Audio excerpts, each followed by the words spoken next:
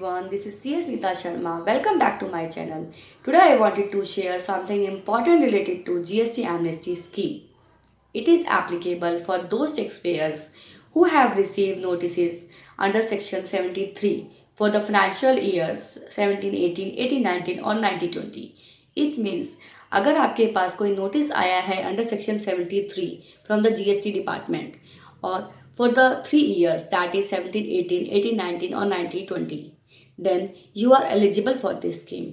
Now आप लोग सोच रहे होंगे कि इसका बेनिफिट क्या है.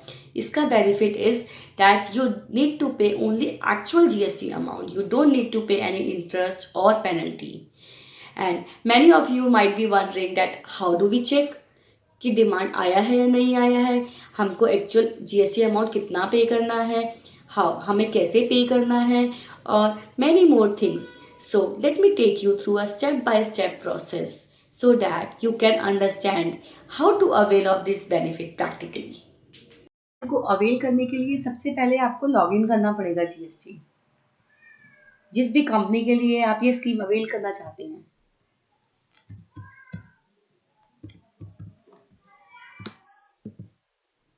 लॉगिन किया. अब आपको चेक करना है कि कहाँ पे ये एमनेस्टी स्कीम अवेलेबल है. सर्विसेज पे जाएंगे, यूजर सर्विसेज पे जाना है एंड माई एप्लीकेशन पे क्लिक करना. यहाँ पे एप्लीकेशन टाइप आएगा. यहाँ पे देखो एक ऑप्शन आ रहा है application for waiver scheme under section 128A. यहाँ पे क्लिक करना, न्यू एप्लीकेशन पे जाना है. यहाँ पे आपकी पूरी डिटेल आ जाएगी. अब दो ऑप्शन है, आपको SPL 01 में फाइल करना है, SPL 02 में फाइल करना है. मुझे SPL 02 में करना है क्योंकि मेरी डिमांड आई हुई है. अगर आपकी डिमांड है तो आप SPL 02 में करेंगे और अगर आपका नोटिस और स्टेटमेंट आया हुआ है तो आप SPL 01 में करेंगे. मैंने यहाँ पे SPL 202 करके क्रिएट कर दिया एप्लीकेशन.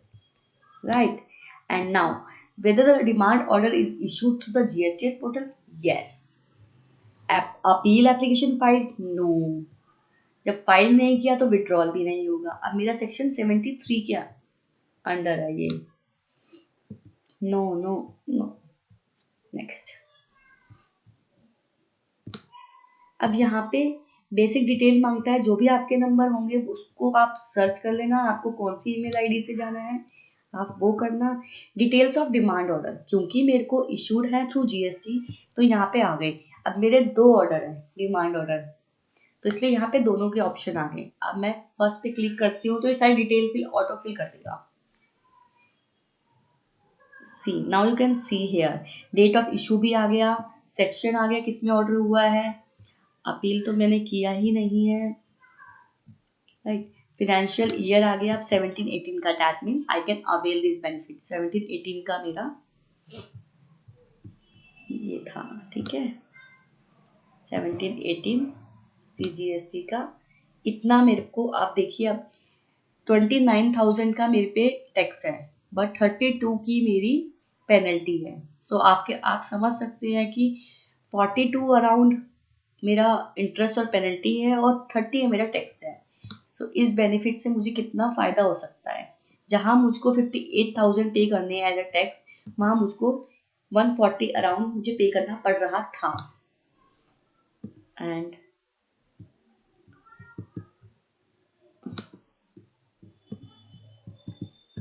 ऐड का ऑप्शन दिखा रहे हैं बट इस पे ऐड क्लिक नहीं हो रहा है. तो इसका मतलब मुझे दो एप्लीकेशन फाइल करने पड़ेंगे.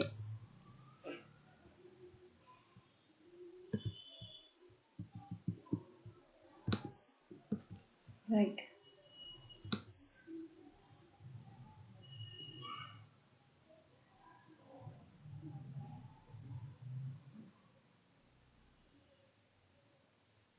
ठीक है. इसके बाद आपको यहाँ पे self certified copy of the order लगाना है. जो आपका डिमांड ऑर्डर आया है उसकी कॉपी लगानी है. अगर आपका अपील था आपने विड्रॉल कर लिया उसकी कॉपी लगानी है और आपने पेमेंट कैसे करी हुई है उसकी कॉपी लगानी है. ओके. और अगर कोई और डॉक्यूमेंट है तो वो लगाना है. उसके बाद आपको डिक्लेरेशन करके सब टिक करके येस कर देना है. Save and then file. Okay. Now अब मेरे केस में क्या है, मुझको पहले सबसे पहले अब ये करने के लिए सबसे पहले हमें टैक्स की पेमेंट करनी पड़ेगी. अब सबसे पहले टैक्स की पेमेंट करने के लिए क्या करना है, लेजर में जाना है. पेमेंट थ्रू डिमांड चेक करना है, ठीक है। पेमेंट थ्रू डिमांड चेक किया मैंने। अब मेरी 17-18 की और 18-19 की दोनों की है डिमांड। 17-18 पे गई, मेरी ये है आउटस्टैंडिंग डिमांड, राइट।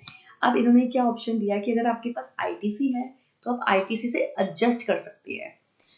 तो now here I am trying कि एडजस्ट होगा कैश या फिर कैश लेजर बैलेंस से ही एडजस्ट होगा। ओके, अब मैं यहाँ पे क्योंकि देखो मेरा अवेलेबल बैलेंस पड़ा हुआ है क्रेडिट 168 राइट। तो मैं यहाँ पे पेड करूँगी आईटीसी से।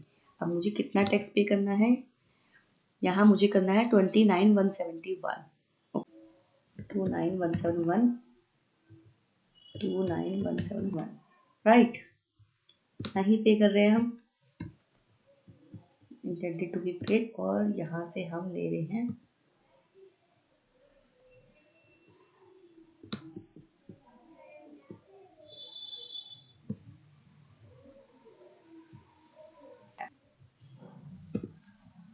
ऐसे आप अपना एडजस्ट कर सकते हैं।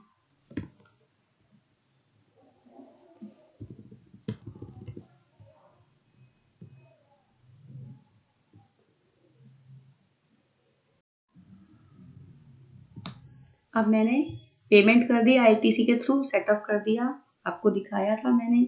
उसके बाद क्या करना है, बेसिक डिटेल वही वाला फॉर्म भरना है, माई एप्लीकेशन पे जाके क्रिएट वन करना है, SPL02 डाला, डिमांड था, बेसिक डिटेल डाली।